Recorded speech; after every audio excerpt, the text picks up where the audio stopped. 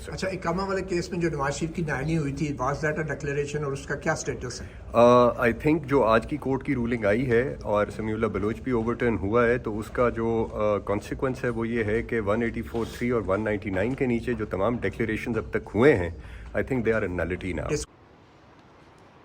السلام علیکم، Matiullah Jan, M J T V. Supreme court سے بڑی خبر آ گئی ہے اور یہ اچھی خبر ہے، خاص طور پہ سابق وزیر اعظم نواز شریف اور ان جیسے دوسرے سیاستدان جیسے کہ جہانگیر ترین، جن کو تاحیات نااہلی کا سامنا تھا اور ان کے کاغذات نامزدگی جو ہیں وہ اس وقت الیکشن ٹرائبونل کے سامنے چیلنج ہوئے تھے۔ اور یہ فیصلہ ہے 62(1)(f) جو آئین کی ایک شق ہے، جس کے تحت نواز شریف کو تاحیات نااہل کیا گیا تھا اقامہ کے ایک کیس میں۔ اور یہ اقامہ کا کیس یہ بچہ تھا پاناما کے اس کیس کا کہ جس کے نتیجے میں نواز شریف اور شریف خاندان کا ایک طویل عرصے تک ماتحت عدالتوں میں، احتساب عدالتوں میں ٹرائل ہوا۔ آج کے اس فیصلے میں سپریم کورٹ نے دو بڑی اہم باتیں کی ہیں۔ ایک بات تو یہ کہ جو آئین کا آرٹیکل 184(3) ہے، جس کو ہتھیار کے طور پہ ماضی میں استعمال کیا جاتا رہا، چیف جسٹس حاکم نثار ہوں یا چیف جسٹس آصف سعید خان کھوسہ ہوں یا جسٹس عمر عطا بندیال ہوں، اور پاناما کیسز کی سماعت کے دوران 184(3) کے تحت ہی بہت سارے معاملات کو ٹیک اپ کیا گیا۔ اور جو پاناما کیس کا ایک معاملہ تھا، اس میں سپریم کورٹ نے نواز شریف کا تمام کیسز ایک GIT کی تحقیقات کے بعد احتساب عدالت کو بھیج دیے تھے، مگر GIT کی تحقیقات کے دوران اقامہ ایک ایسا دستاویز نکل آئی جو کہ نواز شریف پہ جس کے حوالے سے الزام تھا کہ یہ ثبوت تھا اس ملازمت کا جو نواز شریف بطور وزیر اعظم بھی کرتے رہے ہیں اپنی بیٹے کی کمپنی میں UAE کے اندر۔ تو اس بنیاد پہ کہ نواز شریف نے اس اقامے کو ظاہر نہیں کیا تھا اور اس اقامے کے وجود کو تسلیم کیا تھا، سپریم کورٹ کے معزز ججوں نے، پاناما بینچ کے ججوں نے بغیر کسی ٹرائل کے، بغیر کسی مزید تحقیقات اور بغیر نواز شریف کو سنے ہوئے تاحیات ان کو نااہل کر دیا تھا اور ان کو سزا سنا دی تھی نااہلی کی۔ تو اس سزا کے حوالے سے سوال اٹھ رہے تھے کہ کیا سپریم کورٹ آرٹیکل 184(3) کا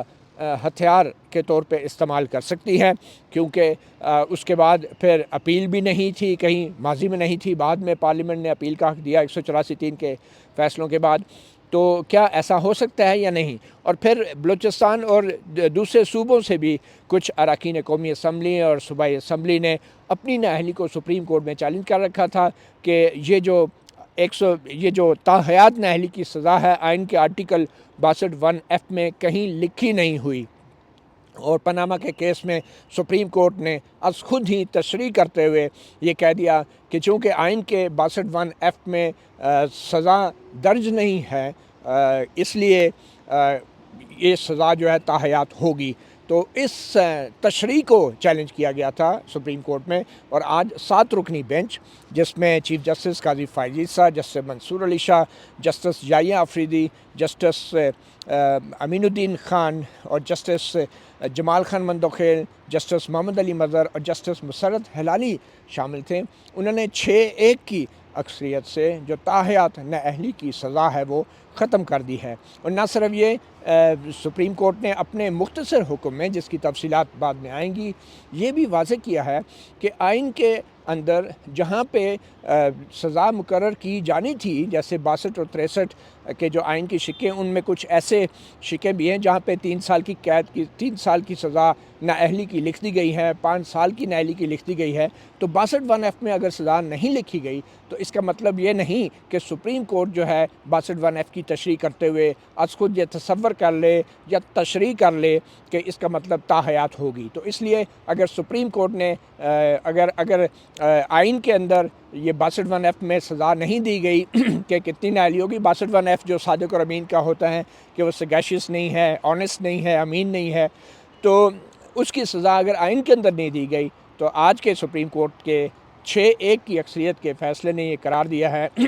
کہ سپریم کورٹ خود سے یہ تصور یا اس کی تشریح نہیں کر سکتی کہ اس کا مطلب تاحیات نااہلی ہوگی۔ تو نہ صرف یہ کہ تاحیات نااہلی کی سزا ختم ہو گئی ہے، بلکہ آج کے فیصلے میں یہ بھی کہا گیا ہے کہ آرٹیکل 184(3) کے تحت سپریم کورٹ کے پاس یہ اختیار نہیں ہے کہ وہ خود ہی ایک ٹرائل کورٹ بن جائے اور خود ہی سزائیں بھی سنانے شروع کر دے اور یہ قرار دے دے کہ فلاں بندہ جو ہے وہ نااہل ہے۔ تو اس لیے کہ سپریم کورٹ کے پاس ایسی کوئی ڈکلیریشن جاری کرنے کا اختیار نہیں ہے۔ تو یہ آج کا مختصر فیصلہ ہے۔ تاحیات نااہلی کی سزا ختم ہو گئی ہے اور اس کے بعد سپریم کورٹ کا وہ اختیار بھی ختم کر دیا گیا ہے کہ جس کے تحت آرٹیکل 184(3) کے تحت سپریم کورٹ کسی قسم کا ایسا فیصلہ دے سکے کہ جس کے نتیجے میں کوئی سیاستدان جو ہے وہ نااہل ہو جائے، ڈسکوالیفائی ہو جائے۔ اس طرح کی کوئی کورٹ آف لا والی جو اختیار ہیں وہ سپریم کورٹ کے پاس نہیں ہوں گے۔ بنیادی بات یہ ہے کہ اگر کسی کو ڈسکوالیفائی کرنا ہے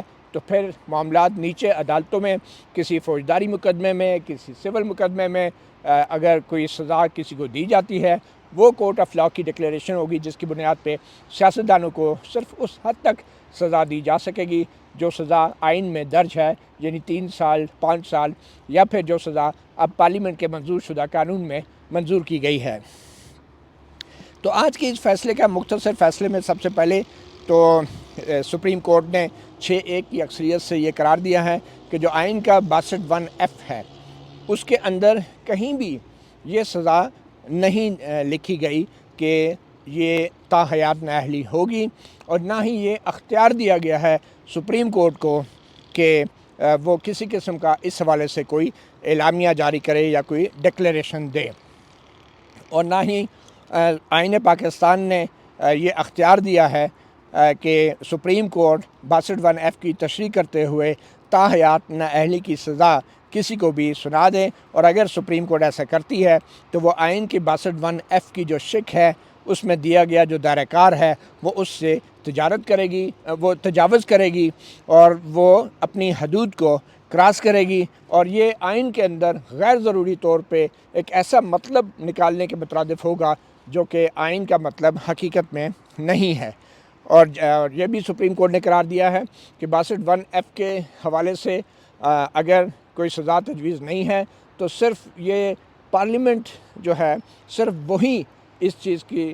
سزا تجویز کر سکتی ہے، اور اس حوالے سے جو موجودہ پارلیمنٹ کا قانون تھا الیکشن ایکٹ 232 میں جو ترمیم کی گئی تھی جس میں تاحیات نااہلی کی سزا جو ہے وہ 5 سال مقرر کی گئی تھی، تو سپریم کورٹ نے قرار دیا ہے کہ ہم اس قانون کو نہیں چھیڑیں گے، وہ پارلیمنٹ کا بنایا ہوا قانون ہے اور وہ ویسے بھی زیر بحث نہیں تھا، تو تاحیات نااہلی کی سزا ختم کر دی جا رہی ہے، اور یہ 6-1 کی اکثریت سے ہوا ہے۔ جو ایک معزز جج ہیں جسٹس یحییٰ آفریدی، انہوں نے صرف اس حد تک کہ اختلاف کیا ہے تاحیات نااہلی ختم کرنے کے اس فیصلے کے حوالے سے کہ جہاں تک 62(1)(f) کے تحت جو تاحیات نااہلی کا سپریم کورٹ کا اختیار ہے، وہ جسٹس یحییٰ آفریدی نے بھی کہا ہے کہ وہ مستقل اس وقت تک وہ مستقل رہے گا جب تک کہ کوئی اور فیصلہ نہیں آ جاتا، یعنی کہ وہ ڈکلیریشن اگر نیچے کورٹ میں آئی ہے تو اوپر آنے تک جو ہے وہ اگر اپیل میں وہ ختم نہیں ہو جاتی نااہلی کی سزا تو اس وقت تک وہ سزا برقرار رہے گی، اور اس حد تک جسٹس یحییٰ آفریدی نے کہا ہے کہ سمیع اللہ بلوچ کا جو فیصلہ ہے وہ برقرار رہے گا۔ تو ایک طرح سے جسٹس یحییٰ آفریدی نے تاحیات نااہلی کی جو سمیع اللہ بلوچ کا جو سپریم کورٹ کا پرانا فیصلہ ہے 2017 کا، اس کو ایک حد تک اس کو سپورٹ کیا ہے، جبکہ 6-1 کی اکثریت سے سپریم کورٹ نے 2017 کے اپنے سمیع اللہ بلوچ کے اس فیصلے کو بھی اوور رول کر دیا ہے، اس کو بھی ختم کر دیا ہے کہ جس میں کہا گیا تھا کہ 62(1)(f) کے تحت جو ہے وہ نااہلی تاحیات ہوگی۔ تو یہ بڑی خبر ہے، اور ہم جانتے ہیں کہ 10 جنوری ایک آخری تاریخ ہے جس سے پہلے الیکشن ٹرائبونل نے نواز شریف، جہانگیر ترین اور دیگر ان سیاستدانوں کے کیسز نپٹانے تھے، اور اس سوال کے جواب کے بغیر الیکشن ٹرائبونل میں نواز شریف کی اور جہانگیر ترین کی جو ہے اپیلیں ان کا کوئی فیصلہ نہیں ہو سکتا تھا۔ تو اس آج کے فیصلے کی وجہ سے اب یہ واضح ہو گیا ہے کہ نواز شریف کے اوپر نہ صرف یہ کہ تاحیات نااہلی کی سزا ان کی اب ختم ہو گئی ہے حتمی طور پہ، بلکہ جو اقامہ کے اندر ان کو سزا سنا دی تھی نااہلی کی، وہ اقامہ کا فیصلہ بھی سپریم کورٹ نے اپنے آج کے اس فیصلے کے ذریعے بالواسطہ طور پہ اس اقامہ کے فیصلے کو بھی ختم کر دیا، یعنی جو ایک سٹگما تھا جو کہ پارلیمنٹ نے قانون پاس کیا تھا کہ 5 سال کی صرف مدت ہوگی، تو وہ پارلیمنٹ کا قانون بھی اب ریلیونٹ نہیں رہا، اس کی کوئی ضرورت نہیں رہی۔ وہ اقامہ کا جو کیس تھا جس میں سپریم کورٹ نے آرٹیکل 184(3) کے تحت جو ڈکلیریشن ایک دے دی تھی بطور ایک کورٹ آف لاء، وہ ڈکلیریشن بھی، اقامہ والا کیس بھی ختم ہو گیا ہے اور تاحیات نیلی بھی ختم ہو گئی ہے۔ آج اس فیصلے کے بعد ہم نے اٹارنی جنرل فار پاکستان سے اس فیصلے کے حوالے سے پوچھا کہ وہ کیا سمجھتے ہیں کہ فیصلہ ہے کیا اور اس کی کیا اہمیت ہے، تو انہوں نے مطیع اللہ جان ایم جے ٹی وی سے بات کرتے ہوئے یہ کہا۔ سر تھوڑا سا ایکسپلین کر دیں گے ایگزیکٹلی ہوا کیا ہے؟ جی لائٹ میں سپریم کورٹ نے براڈلی اسپیکنگ 3 ڈکلیریشنز دی ہیں۔ انہوں نے سمیع اللہ بلوچ کی جو ججمنٹ ہے اس کو اوور رول کیا and held that the disqualification under 62(1)(f) can't be life long, اور دوسری انہوں نے یہ کیا ہے کہ انہوں نے یہ ہولڈ کیا ہے کہ 62(1)(f) کی جو پروویژن ہے وہ سیلف ایگزیکیوٹری نہیں ہے۔ مطلب اس کا یہ ہے کہ وہ جو لینگویج ہے کہ declaration by court of law, اس کے لیے کوئی قانون چاہیے جو یہ بتائے کہ وہ کون سی کورٹ ہوگی جو یہ ڈکلیریشن دے گی، کیا پروسیجر ہوگا، کیا اسٹینڈرڈ آف پروف ہوگا، لوکس اسٹینڈائی کس کا ہوگا، تو اس کے لیے ایک قانون کا ہونا ضروری ہے۔ اور جب تک وہ قانون نہیں بن جاتا تو اس وقت تک 62(1)(f) جو ہے وہ اس کا وہی مقام ہوگا جو 62(1)(d) (e) اور (g) کا ہے۔ مطلب یہ کہ یہ الیکٹریٹ کے کانشیس کو اپیل کرنا ہے۔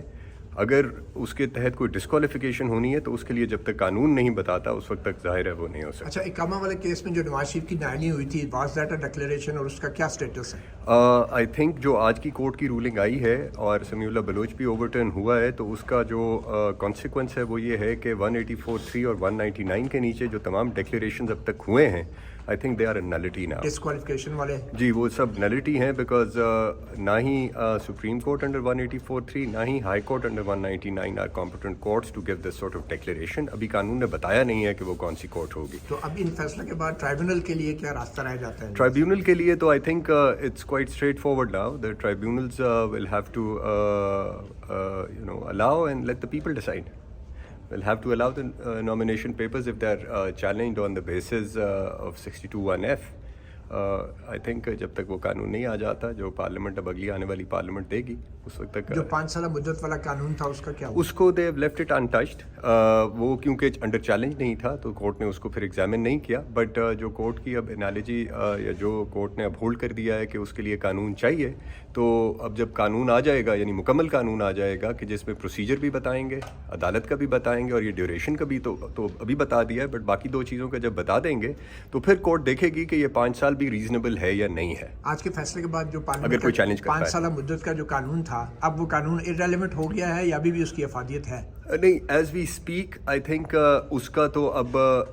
یعنی وہ اپلائی نہیں کرے گا۔ اپلائی اس لیے نہیں کرے گا کہ کوئی بھی ڈکلیریشن جو اب تک آئے ہیں 62(1)(f) کے، وہ سارے ہی اب اس وقت نان ایسٹ ہو چکے ہیں۔ نان ایس سے مراد؟ They are a nullity, there are no declaration so to speak. Thank you.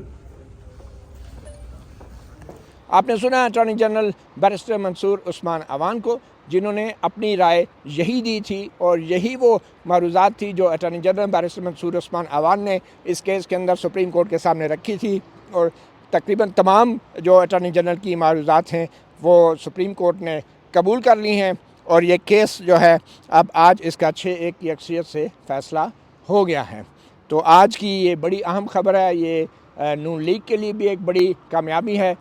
اس کے باوجود کہ نون لیگ خود اس کیس میں فریق نہیں بنی تھی۔ عوامی نوٹس چھاپا گیا تھا اخبارات میں، P T I us case میں فریق بنی تھی اور جہانگیر ترین اس کیس میں فریق بنے تھے، مگر نون لیگ اس میں فریق نہیں بنی تھی، مگر اس کے باوجود بھی نون لیگ آج کے اس کیس کی سب سے بڑی بینیفیشری ہے۔ ایک اور سوال یہ بھی اٹھتا ہے کہ یہ آج کا یہ جو فیصلہ ہے، یہ آج سے تقریباً 8 سال پہلے جو پاناما کیس جس طریقے سے جس کی بنیاد رکھی گئی اور جو سیاسی عدم استحکام کا ایک عمل شروع ہوا، اس سارے عمل کو ایک بار پھر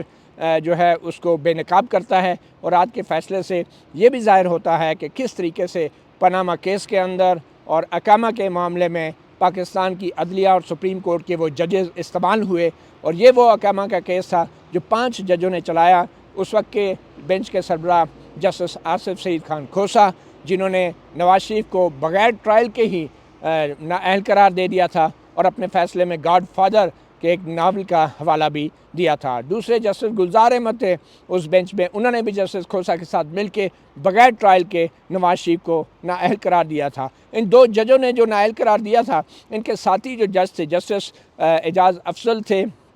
جسٹس عظمت سعید شیخ تھے، اور جسٹس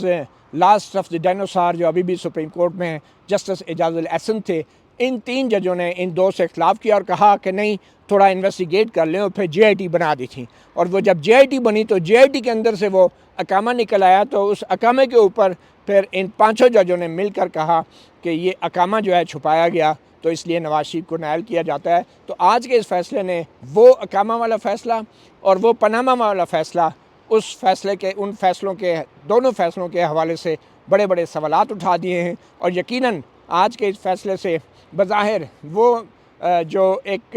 زخم جو لگا تھا سیاسی عمل کو، اس کو کافی حد تک اس پہ مرہم پٹی رکھ دی گئی ہے۔ کیا یہ زخم بھر گیا ہے؟ یہ کہنا بہت مشکل ہے، اور کیا اس زخم کا علاج ہو چکا ہے؟ یہ کہنا بھی بہت مشکل ہے، کیونکہ اس زخم کے باعث اب کچھ نئے زخم بھی لگتے جا رہے ہیں اور پیدا ہوتے جا رہے ہیں، جن کے اوپر مرہم پٹی رکھنا شاید بہت ضروری ہو گیا ہے۔ تو آج کا یہ فیصلہ آپ کے سامنے ہے، اور یہ بہت بڑی ایک قانونی فتح ہے، اخلاقی فتح ہے، اور یہ سیاسی فتح بھی ہے نواز شریف کی، شریف خاندان کی، اور اگر یہ کہا جائے کہ سیاسی عمل کی، تو یہ غلط نہیں ہوگا، کیونکہ آج کی سپریم کورٹ نے ایک طرح سے یہ اعتراف کر لیا ہے کہ ماضی میں جو انہوں نے فیصلے دیے پاناما اور اقامہ میں، ان تمام فیصلوں کے اوپر ایک ایسا سٹگما ہے، ایک ایسا داغ ہے، جو شاید اب کسی ایک آج کے فیصلے جیسے فیصلے سے